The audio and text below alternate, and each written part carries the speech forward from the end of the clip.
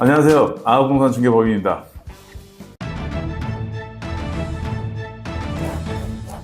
상가 불편은 옛말, 빼거나 줄이고 재건축. 오프라인 세락, 상업시설을 오피스 주거로, 용도 전환이 할로. 팔 수도 버틸 수도 없다. 막다른 골목 내몰린 상가. 인파 사라지고 쓰레기만 쓰고, 공실지옥, 신촌이대 거리 실태. 저희가 이번에 공실률 뉴스 기사를 쭉 봤습니다. 공실률이 요즘 많이 생겼다라고 얘기는 들었는데 대체 어떻게 공실률이 많이 생겼는지 지역마다 분석은 하진 않았었습니다. 근데 요번에 지역을 선정해가지고 10가지 지역이었죠? 네, 맞습니다. 저희가 지금 첫 번째로 찾아본 자료는요, 그 상가 공실률인데요. 그 중에서도 저희는 그 소규모 상가에 좀 초점을 맞춰봤습니다. 그 이유가 공급 면적이 100평 이하인 상가를 이제 소규모 상가라고 하는데, 그렇게 좀 좁은 이제 공간을 사용하시는 그 소상공인 분들이 아무래도 내수에 큰 영향을 이제 받으시는 분들이고, 그 이상이 이제 되시는 중대형 상가 같은 경우에는 아무래도 이제 중견기업이나 대기업 분들이 많이 입점을 해 계시기 때문에 내수에 그렇게 큰 영향을 받지 않겠다는 좀 판단하에 이렇게 좀 선정을 해봤습니다. 조사 10개 지역이 있습니다. 첫 번째로는 서울 전체를 한번 보기 위해서 서울을 준비했고요. 도심권, 종로구, 중구, 을지로, 서울의 중심권이라고 보시면 될 것 같고요. 네. 강남권, 서초, 강남, 영등포와 여의도, 그다음에 공덕, 마포, 서남, 서북권을 얘기하는 거고요. 신촌, 이대, 홍대 합정은 서북권입니다. 건대 입구, 뚝섬은 동북권이고요. 이태원은 중심권, 잠실은 동남권, 서울의 주요 도시 10개를 선정해서 공실률을 분석을 해봤습니다. 그리고 저희가 마지막으로 좀 시기를 좀 선정을 했는데요. 상가에 가장 큰 타격을 입은 게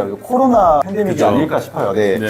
그래서 이제 코로나 이전과 그리고 코로나가 이제 가장 집중화되었던 시기와 코로나가 이제 끝나고 난 후에 회복세 세 가지로 좀 나눠가지고 큰 틀을 잡아보기 위해서 2019년부터 현재까지 3분기까지 자료를 준비했는데 아쉽게도 좀 아직 4분기가 준비가 안 됐어요. 사실 저희가 가장 궁금한 게 지금 2부원이잖아요. 그쵸. 좀 업데이트 되는 대로 차후에 또 올리도록 하겠습니다. 19년도 같은 경우는 코로나 전 상황이죠. 그래서 네. 보니까 전반적으로 공실률이 크진 않습니다. 특이점이 있다고 한다면 홍대 합정 부근에서 19년도 2분기 때 공실률이 1.4%, 영등포, 오. 신촌도 마찬가지로 네. 1.3%로 가장 적을 때였습니다. 그러니까 오히려 이럴 때는 좀 시장이 좋았다고 봐야겠죠? 예, 그렇죠. 홍대 합정 같은 경우 그 당시에 거의 붐이었고요. 상권이 홍대에서 합정까지 내려오는 시기와 네. 연남동까지 뻗어나가는 시기가 그러니까요. 거의 이때쯤이었어요. 공실률이 굉장히 줄어드는 네. 시기였다. 그리고 이제 2019년도 4분기 정도로 가면서 홍대 합정 라인들이 임대료가 많이 올라가는 상황이 있었기 때문에 그렇죠. 아무래도 좀 공실이 좀 생기는 상황이지 않았을까. 그래서 7.5%까지 올라가는 시기를 보게 됐죠. 근데 이제 2020년도를 이제 보시면 조금 오르는 구간들이 보이시죠? 1분기부터 2분기까지 이제 신촌 이대랑 홍대 합정을 좀 보시면 거의 두 자릿수에 속하는 이제 그런 좀 수치까지 올라가는 걸로 보여요. 이제 2020년도 이제 2분기부터 보시면 이태원을 보시면 지금 15%까지 공실률이 뛰어요. 예. 이렇게 좀 뛴 이유는 어떤 게 있을까요? 이태원을 보게 되면요, 외국인 관광객들이 가장 많이 몰리는 곳이었잖아요. 그쵸. 그래서 이태원 같은 경우는 아마 코로나 시기가 되면서 입국 제한이 있었죠.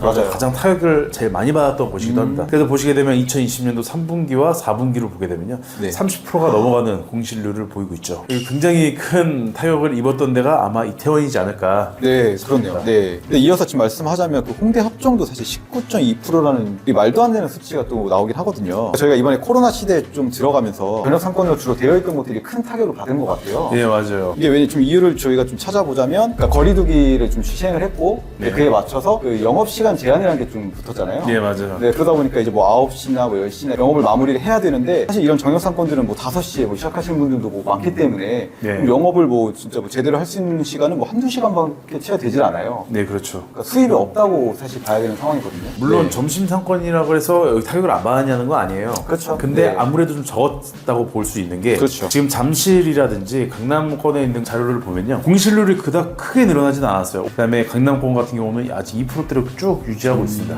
왜? 이쪽 같은 경우는 오피스 상권이기 때문에 직장인들이 많은 수요가 있었던 거죠. 맞네요. 그러니까 뭐 코로나라고 해서 점심을 안 먹을 수 없잖아요, 사실. 그렇죠. 맞습니다. 네. 그래서 이어서 이제 2021년도를 또 보시면 홍대 합정이랑 이태원은 여전히 오히려 더 높아진 부분도 좀 보이고요. 그러니까 이 분위기가 계속 이어진다고 봐야겠죠.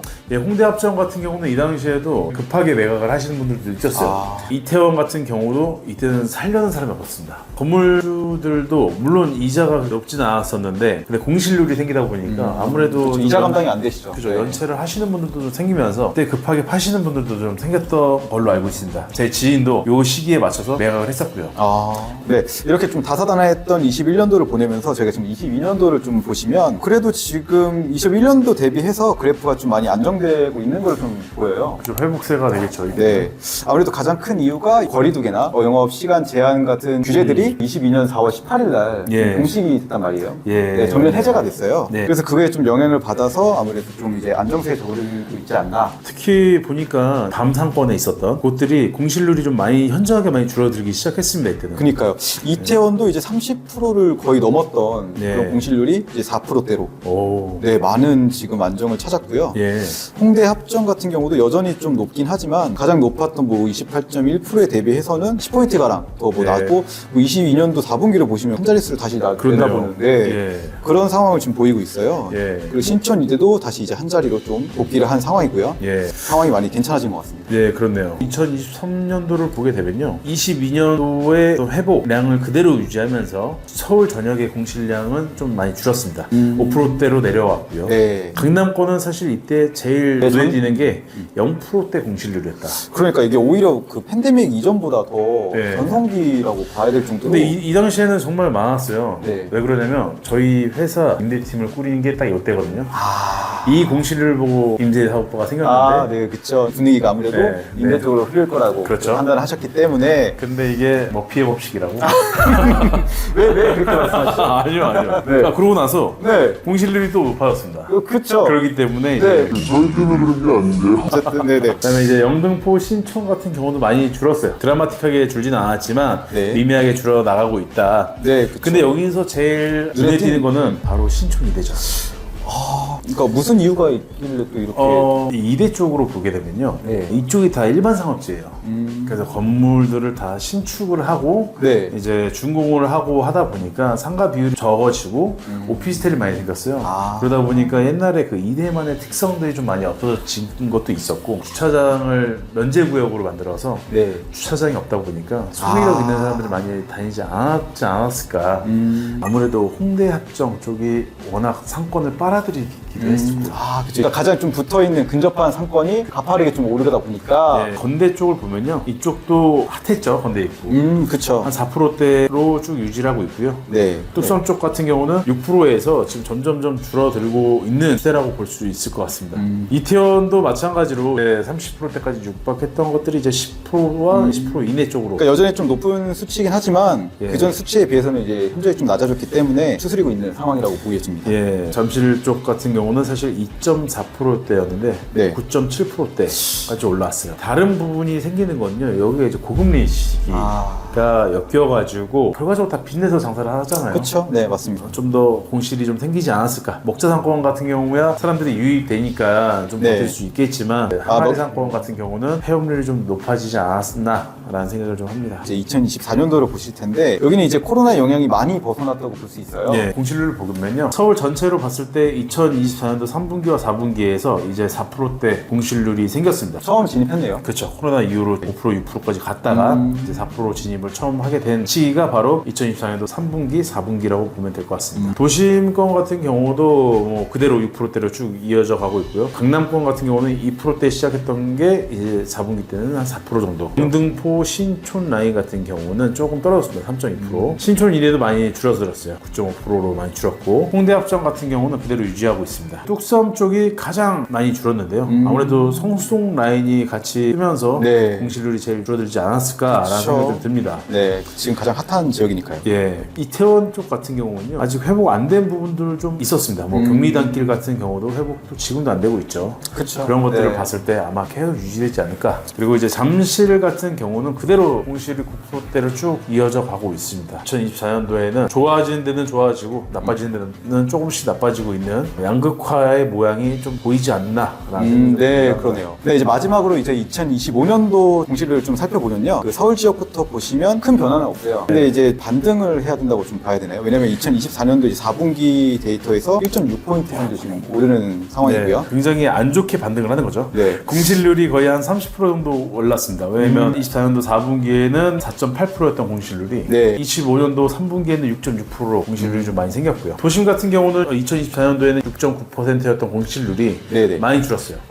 뭐 이렇게 줄어든 데는 좀 이유가 있나요? 아무래도 관광객 수요가 많았던 지역이기도 하고요. 종로, 뭐 한옥이라든지 이런 것들 있죠. 맞아요. 이런 지역들이 다 이쪽으로 몰려 있었기 네. 때문에 5.1%로 공실률이 많이 줄지 않았을까 싶습니다. 네, 지금 데이터로 보셔도 도심지보다는 그 강남 지역이 공실률이 항상 좀 낮았던 걸로 제가 지금 판단이 되거든요. 맞아요. 처음으로 역전된 시기죠. 네, 그럼 그만큼 외국인 유치가 많은 영향을 끼쳤다고 볼 수 있겠죠. 그렇죠. 그리고 이제 영등포 신촌 네네. 공실률이 좀 많이 늘었습니다. 그러네요. 신촌 이대 같은 경우는 등락폭이 좀 큰 상황이었고요. 상가들이 공실이 정말 많습니다. 맞아요. 사람들이 유입이 네. 안 되는 게 홍대 합정으로도 많이 뺏긴 것도 있고 사람들이 수요가 일단 없어진 것 같아요. 그리고 홍대 합정 같은 경우도 굉장히 많이 늘었네요. 3분기에 거의 3배 정도 오를 정도로 4.6%였던 공실률이 14.2%로 그리고 건대 입구 같은 경우는 2025년도 1분기에는 5.1%였는데 2분기에 갑자기 15.2%. 그러니까요. 그다음에 3분기에 갑자기 18.2%까지 올라가는 걸 보면서 이게 제대로 된 데이터가 맞나 네, 싶을 그러니까요. 정도로 생각이 이게 들었습니다. 제로 공실률이라는 것 자체도 사실 좀 이해하기 힘들긴 한데. 근데 제가 이제 건대 입구에 지인이 있어요. 아, 그래서 네네. 호프집을 하고 있는데 네. 한 20년 동안 했단 말이죠. 네. 정말 이번에는 접으려고 생각도 하시는 거 보니까 생각보다 상황이 좀 심각하군요. 예, 그러니까 지금 건대 입구에 좀 유입되던 그 수요층들이 그러니까 대부분 다 성수로 좀 많이 그것도 몰려갔어요. 네. 그러니까 지하철로 한 정거장 차이라도 하더라도 예. 사람들이 그 발길이 끊기기 시작했거든요. 네, 그게 맞습니다. 좀 몇 년 됐어요, 사실. 뚝섬 같은 경우는 보이시죠? 2025년도 1분기에 1%의 공실률을 네. 자랑하다가 갑자기 이제 7.6%까지 올라가는 상황이 왔습니다. 네. 이게 전체적으로 지금 좀 반등을 하고 있는 상황으로 보이기 때문에 어느 지역에 좀 국한돼서 이렇게 좀 네. 보기보다는 공실률 자체가 좀 그 상가 쪽으로 좀 어렵다고 판단을 해야 되겠죠. 그렇죠. 상가적으로 좀 매수 시장이 굉장히 안 좋아지고 있다. 반면에 이태원 같은 경우 보면요. 아무래도 외국인 수요가 많다 보니까 이태원 같은 경우는 3.9%로 가장 낮게 나왔죠. 네. 그러니까 아까 그 이태원이 막 30%까지 나왔던 걸 저희가 보면서 네. 좀 많이 걱정을 했는데 완전히 좀 안정세를 찾았네요. 제가 한번 가봤었는데 사람들이 그렇게 많지는 않았는데 상가 안에는 꽉꽉 차 있더라고요. 그렇죠. 그러니까 그게 중요하죠, 사실. 소비력 자체가 이태원이 좀 높지 않을까. 아. 폐업이라든지 뭐 공실로 남아있는 경우가 없는 것 같더라고요. 저희가 지금 이렇게 25년도까지 데이터를 좀 찾아봤는데 지금 여기서 좀 중요한 건 아마 올해 좀 어떻게 전망이 되고 있나 관심을 가지실 것 같아요. 네. 그래서 저희가 생각을 해보자면 서울관광재단에서 그 외국인들 유치를 한 3천만 명까지 네. 좀 달성을 위해서 그걸 목표로 좀 많이 힘을 쓰고 계신다는 뉴스가 있더라고요. 맞습니다. 네. 외국인 관광객들이 많이 들어오는 상권인 경우에는 공실률이 좀 줄어드는 걸로 보이고요. 그래서 2020년도에는 글로벌하게 외국인 관광객들이 많은 지역을 투자를 하시면 어떨까 네, 라는 생각이 좀 듭니다.